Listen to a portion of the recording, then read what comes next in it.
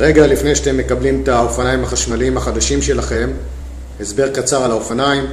המערכת החשמלית כוללת מנוע שנמצא בגלגל האחורי של 250 ואט.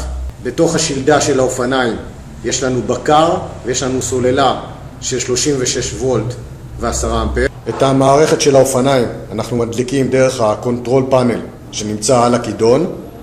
יש לנו כפתור של און-אוף, לוחצים על הכפתור בעצם והמערכת נדלקת. יש לנו פה נורות חיווי של מצב הסוללה. כמו שאתם רואים פה יש שתי נורות שהן דולקות, כ-50% מהסוללה היא טעונה. להגדיל ולהוריד את עוצמת המנוע. יש לנו low, medium ו-high. כאשר אני לוחץ כל פעם על מוד, ואופציה נוספת היא ללא מנוע ודיבוש בלבד.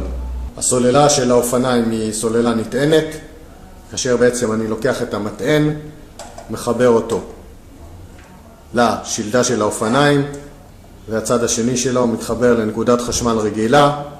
הצריכה היא כמו צריכה של סלולר, אפשר גם לטעון חלקית. טעינה מלאה של האופניים מסדר גודל של 5 שעות.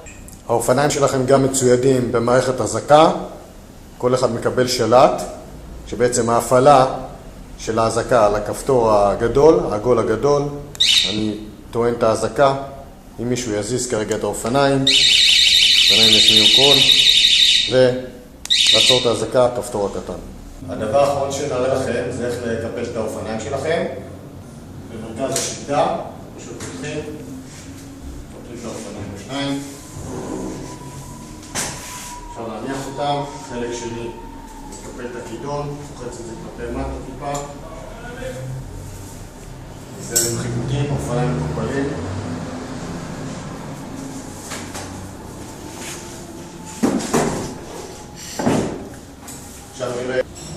עכשיו אני אראה לכם איך להוציא את הבטריה.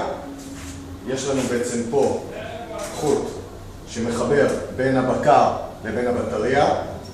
חשוב מאוד לחבר את החצים שהם פונים זה מול זה. יש לנו פה חץ על השקע-תקע של הבטריה ושל הבקר. פשוט צריך לשלוף את זה החוצה, ואחרי שניתקנו אפשר למשוך את הבטריה החוצה ולקחת אותה להטענה בבית.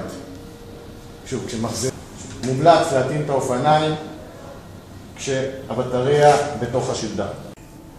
אחרי שקיפלנו, נטעין בחזרה את האופניים. דבר ראשון את הכידון, את הכידון, את האופניים.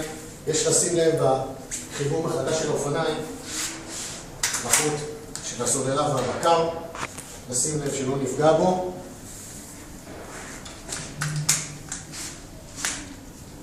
תסגור חזק, בעצם האופניים מורכבות.